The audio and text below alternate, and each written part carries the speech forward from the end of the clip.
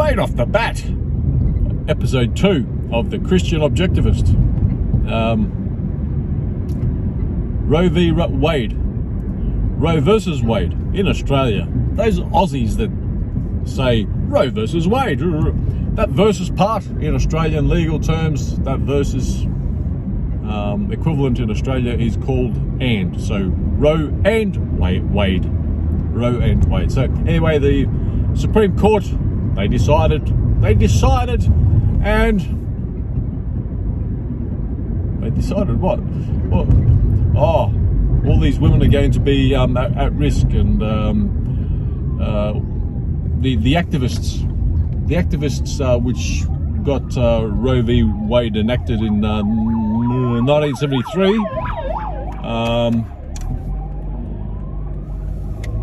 they bullshitted that 10,000 women were dying from illegal abortions. The number was actually 39. This is borrowed from Stefan Molyneux. That number was actually 39, and the number of women convicted of illegal abortion was 2. So that effectively means that in Norway, is it Norway? Well, if it's not Norway, it's one of the Scandinavian countries. If a law is not being followed, then we're going to ditch the law. Well, it doesn't make sense. Well, look, even in objectivism, a law which pretty much mirrors a little bit Stefan Molyneux's universally preferable behaviour, where pretty much law should only include assault and theft. So if there's a law that doesn't involve assault and theft, then that's it. Out of the contest. No more law. So there you go. Roe v. Wade is gone. So there might be congregations and protests, maybe even some shenanigans and property damage and fires. Who knows? But many may be misguided in saying that because Ayn Rand is basically labelled as on the right politically, she wasn't on the right with abortion, and I agree. Well, okay, here's my position. I disagree with the decision, even though I've been labelled as being on the right politically. And just quickly on the where I stand politically, there's this political compass test. I think it's even called the political compass test, with the x-axis left and right, obviously, and there's a y-axis of libertarian and authoritarianism, with 10 boxes on each quadrant, right? I am 2 boxes to the right, 1 box down towards libertarianism. Oh, that shouldn't include you. That shouldn't. You shouldn't be part of objectivism then, because objectivism should. No. False dichotomies. Even that as a model is a bit off. It's.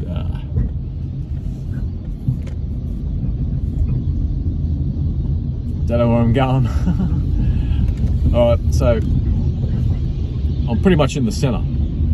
Ayn Rand, many may not know this, so extending on what I was talking about, Ayn Rand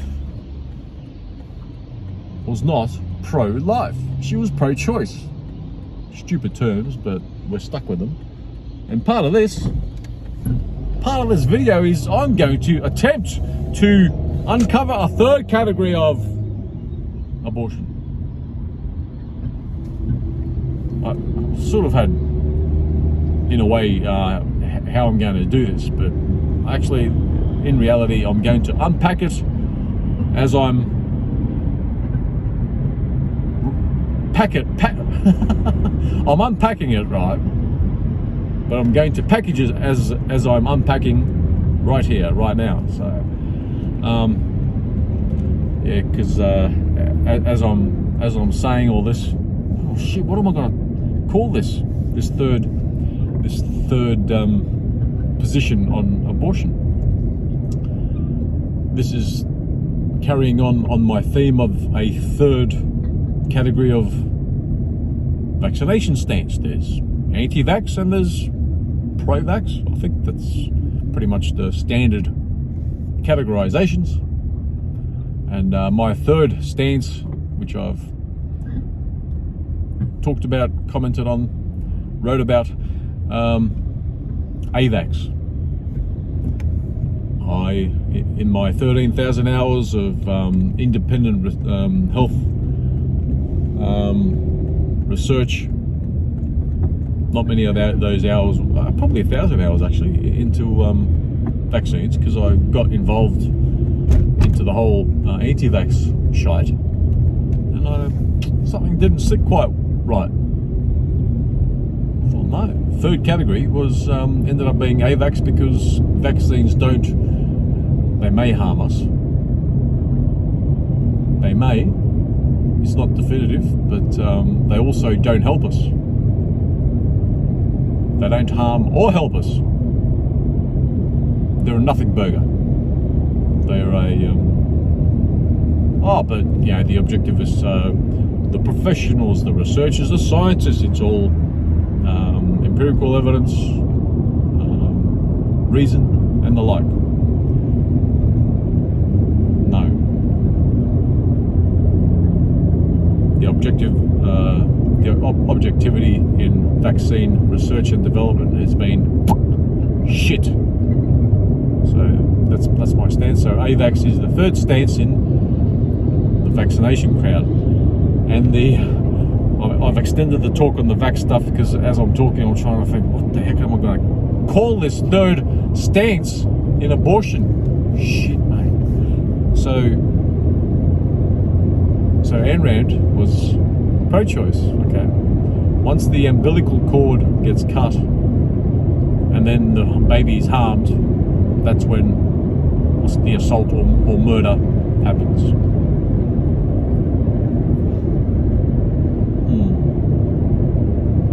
That's sounds a bit off, because you could give birth and the umbilical cord is still attached, right? So that won't be, it's still, the rights of the mother is still at play.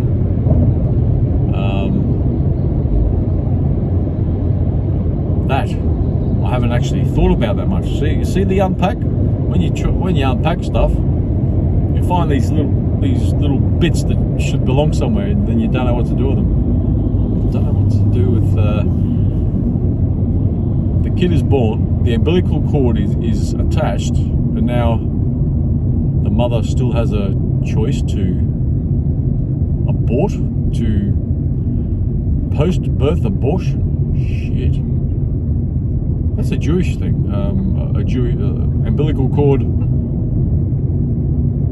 equals still control of the mother, as in I can do whatever I want. And yeah, I get it. Those on the right, life starts at conception. Yes, I get it. And being on the religious side, I definitely get it. See this unpacking? So, because I'm the Christian objectivist, right? So life does start at conception. But the third stance, the third position, the third categorization of abortion stance has to actively build on the education of the maybe even using some sort of protective force of a young lady, chaperoning, I don't know, ostracism, a great tool we used to use, well, we still use, very much so. Ostracism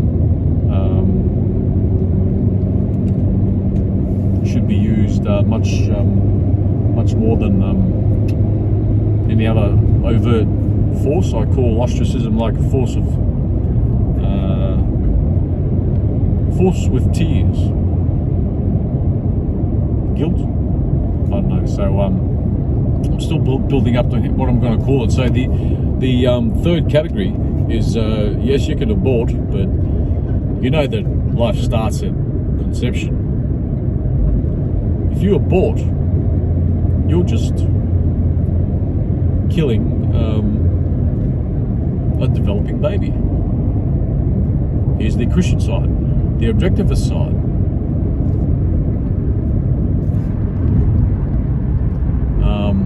This sort of feeds into all these feedings, and there should be a mind map in what I'm trying to talk about here, but Charlie Munger, I think, comes to mind.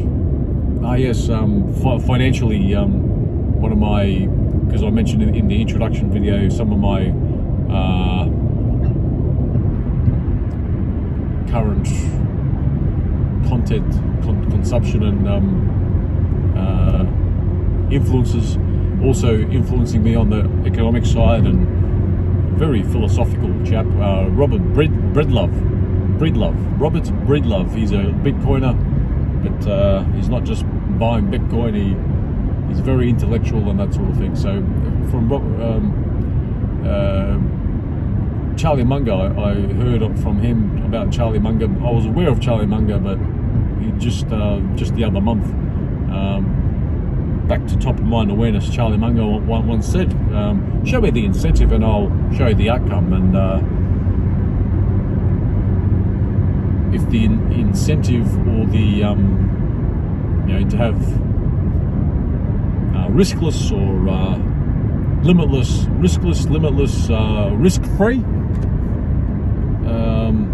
non-consequence sex, and you end up getting pregnant and you don't want this child, and it's legal to abort, well, yeah, women take steps with the pill and whatnot, but that's the added incentive. Whoopsie, I didn't take, I forgot to take the pill for a couple of days, I'm now pregnant. Off with my child's head. So there's the incentive. By making abortion, this is just the US we're talking about here, making it illegal, it might cut down on 80% of abortions. There'll be other means that women will take. Sometimes decisions after their actions, their motivations. That is a travesty on a life as well. So there'll be a bit more. This is also feeding into our third category. There'll be a bit more care, a bit more thought into engaging in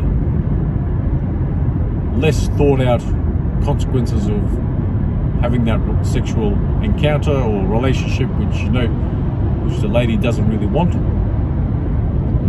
So here we go. The third category to really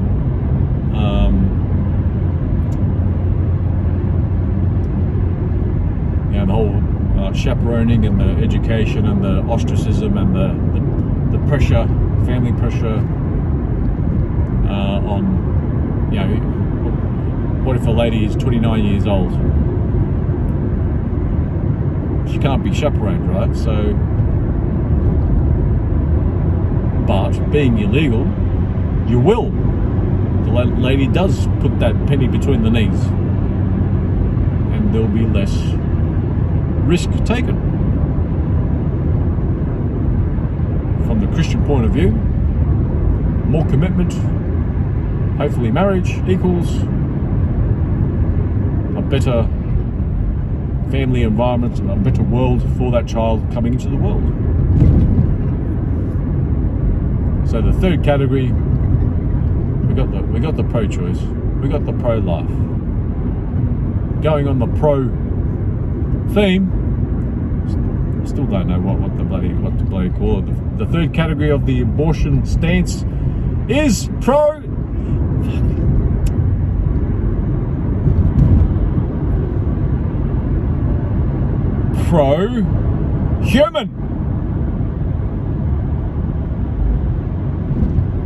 Pro-rationality, nah. Pro-care, fuck. But it's a work in progress. Anyway, just to make sure that this video doesn't go south in quality even more, I won't dwell on what I'm going to call this third category, but basically, you make your bed, you better lie in it and take the consequences of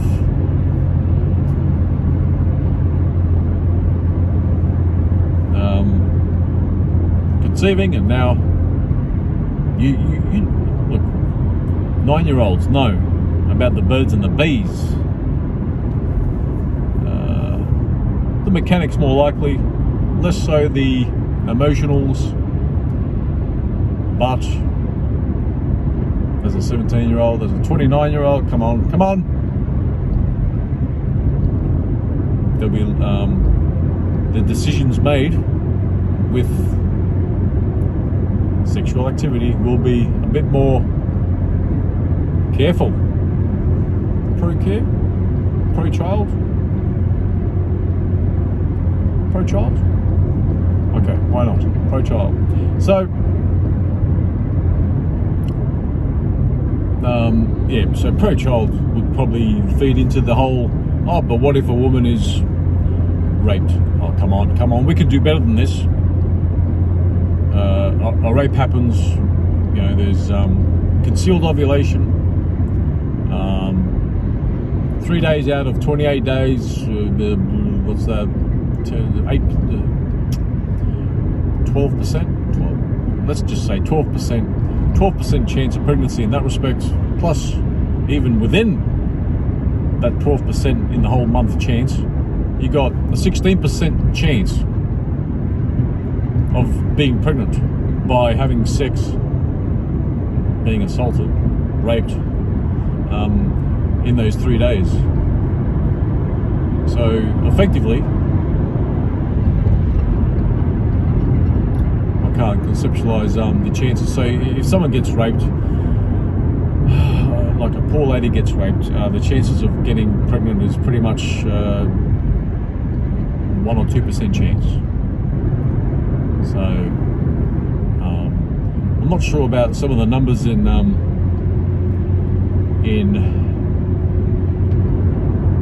how many rapes end up in climax, but yeah, that's the other factor. Okay, so yes, if there is a rape and the lady is pregnant, well, okay, hopefully the overturning of Roe and Wade will account for that in the very, very minute chance of that. Come on. So there should be scope in whatever legislation comes out in that. So and also keep an eye on our young women, young ladies. What do you if you're out and about and you're 29 at midnight in a nightclub district, there's risk there. Are you getting me? And turning up to an interview with an agent with the bathrobe on, come on, that's a risk. Come on, we can do better than this. So anyway, there it is. Pro-child, pro-life, pro-choice, pro-child. The stance from the Christian objectivist. Oh, that's a bit cringeworthy, even with my own checking. And there it is. That's the stance of the Christian objectivist. A third stance on the abortion category. So that's the first topic touched on in this yet not manufactured or produced channel. This is the second video just recorded. It's not been, hasn't been created yet. Maybe tonight. As you can see, it's nightfall. Until the next time. Bye-bye.